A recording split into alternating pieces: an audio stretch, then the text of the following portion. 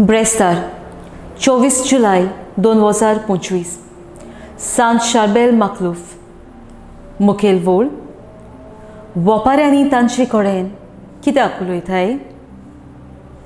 नियाळाक आदार आत्मीक स्वता एके सादे तरेन दुसऱ्यांक उगडास उत्ता ते भाशेन आनी दिसपट्ट्या जिविताक संबोध करूं येतात देखून जेजू वोपारींनी उलयतालो।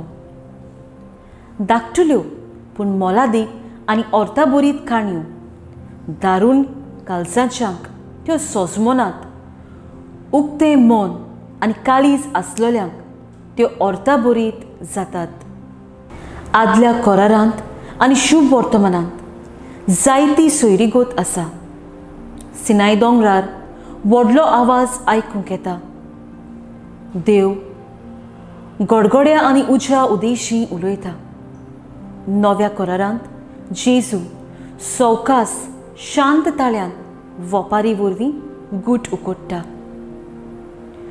सुटकेच्या पुस्तकांत देव एका दाट कुपांतल्यान आपलें आजीरपण दाखयता। फावो नासलेल्या मनशाक आपली मोहिमा दाखयना। मातेवाच्या शुभ वर्तमानांत वोपारी एक पड्डो कसो जो उक्तो जाल्यार थोड्यांकूच देवीक वस्तू उक्त्यो कोत्ता।